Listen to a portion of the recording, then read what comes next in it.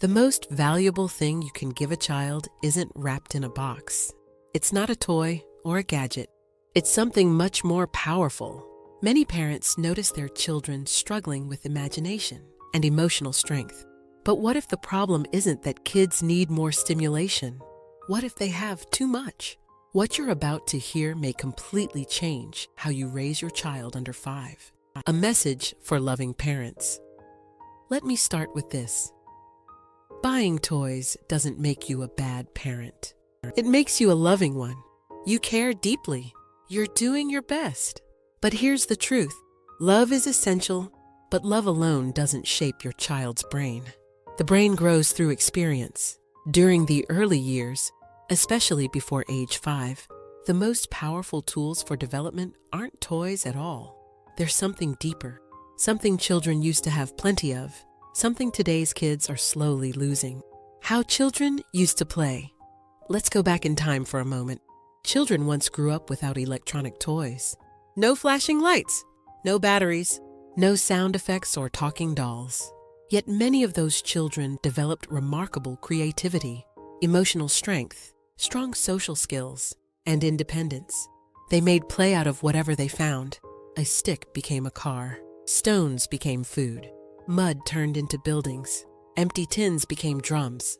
They didn't wait for someone to entertain them. They invented their own fun. This isn't just nostalgia. It's backed by science. What science tells us between birth and age 5, your child's brain is developing at an incredible rate. It forms more than 1 million neural connections every single second. During this window, the brain is shaped not by instruction or stimulation alone. It's shaped by exploration and play. Research shows that children learn best through unstructured, imaginative, self-directed play. This type of play has no fixed outcome. There are no instructions, no right way to do it. The child leads, the adult watches. Many modern toys do the opposite. They tell children exactly what to do, how to play, and when they've won. They reduce imagination. They replace thinking with button pressing. But the developing brain needs freedom, uncertainty, and choice to grow. What to give instead. So if toys aren't the priority, what should you give instead? The answer is simpler than you think. Focus on giving your child these 5 essential things. Number 1, space. Children need room to explore freely. This doesn't mean a perfectly decorated playroom. It means safe, flexible spaces, a corner of a room, a mat on the floor, a backyard, even an open patch of carpet.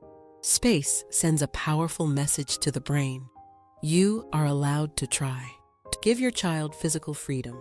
Let them move, stretch, roll, climb, and discover. Number 2, time. Children need uninterrupted time that isn't filled with schedules, lessons, or constant direction. Boredom is not something to fear. Boredom is often the starting point of creativity. When your child says, "I'm bored," their mind is preparing to imagine, invent, and problem solve. Don't rush to fill every moment. Let them sit with nothing to do. Watch what happens. They'll start creating. Give your child time without pressure. Time to wander. Time to think. Time to be. Number 3, open-ended materials. Instead of expensive toys, offer everyday objects with no rules. Cardboard boxes, scarves, wooden spoons, old clothes, plastic containers, paper and crayons. These items don't tell children how to use them. That's exactly why they're so powerful. A box can be a house, a car, a boat, a cave, or a spaceship. The child decides. A scarf can be a cape, a blanket, a river, or a wall. The imagination chooses. These simple materials invite endless possibilities. Every play session is different. Every day is new. Give your child materials that don't limit their thinking. Number 4, trust. Allow your child to struggle in safe ways. Let them try. Let them fail. Let them try again. Resist the urge to step in immediately. Watch them figure things out. When you stack blocks and they fall, don't rebuild it for them. Wait, see what they do next. When they can't open a container, give them time before helping. Let them work on it. Each time you pause, you send a message. I believe in you. Over time, that belief becomes confidence. Give your child the gift of struggling safely. It builds strength they'll carry forever. Number 5, your presence. Children don't need constant entertainment. They need emotional security.